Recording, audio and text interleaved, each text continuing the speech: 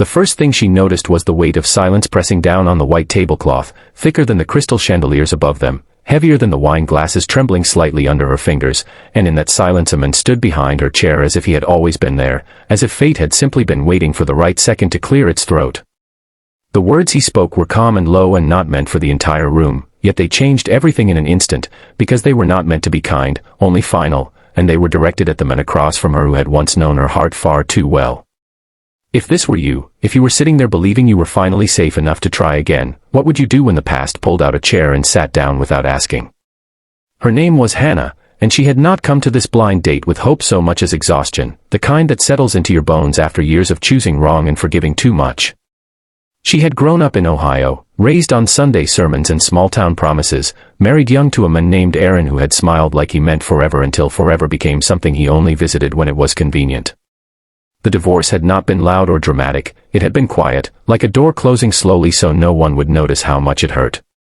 When her coworker insisted she meet someone new while in Chicago for a work conference, Hannah agreed not because she believed in miracles, but because she was tired of feeling invisible.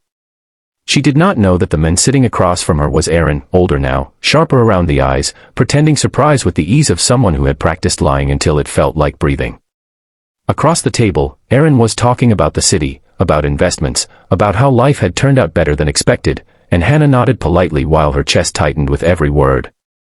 She wondered if he recognized her fear too, the way her shoulders curled inward like they had during their last argument, the one where he left and never came back. Then the presence behind her moved closer, and she felt it before she understood it, a hand resting on the back of her chair, steady and possessive, not cruel but unyielding. The man was named Vincent, though few people ever used his name without lowering their voices. He ran things quietly on the south side, businesses that looked clean from the outside and sins that stayed hidden behind locked doors. He had agreed to the blind date out of boredom, out of curiosity, and because loneliness does strange things even to men who fear nothing else. Vincent had recognized Aaron instantly, not as Hannah's ex, but as someone who owed money to people far less patient than he was. The realization had passed through him like cold water, and in that moment he understood that the seat Aaron occupied did not belong to him, not at this table and not in Hannah's life. Without raising his voice, without causing a scene, Vincent made it clear that the chair across from Hannah was no longer available, and the room seemed to breathe again once Aaron stood, pale and shaken, leaving behind a half-finished glass of wine and a past that had finally caught up with him.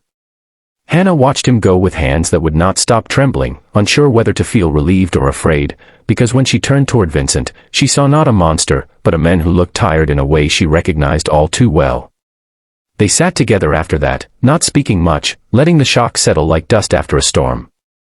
Vincent did not explain himself, and Hannah did not ask, because sometimes survival teaches you that explanations are a luxury. She learned later, slowly, in fragments, who he really was and what kind of world he belonged to, and every piece of the truth made her want to run even as something deeper urged her to stay. Vincent never touched her without permission, never raised his voice, never pretended to be something he was not, and that honesty was more disarming than any threat.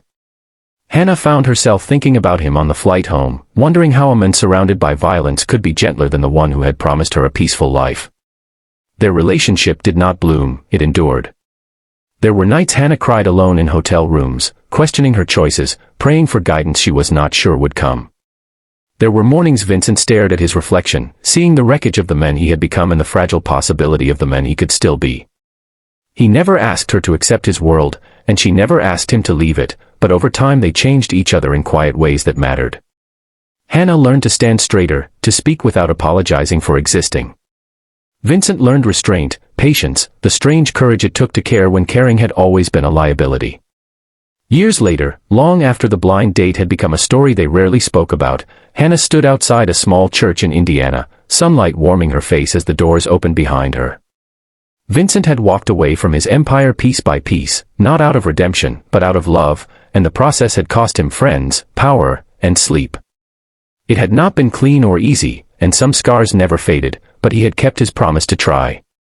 As they held hands, Hannah thought about that night in Chicago, about the chair that had been taken and the life that followed, and she realized that sometimes the most terrifying moments are invitations disguised as threats. Before the final moments of this story settle in your heart, take a second to tell us in the comments what you would have done if you were in Hannah's place, facing the past and the unknown at the same table. And if this story truly touched you, If it stirred something honest and tender inside you, please like, comment, share, and subscribe, so more hearts can find stories that remind them second chances sometimes arrive in the most unexpected ways.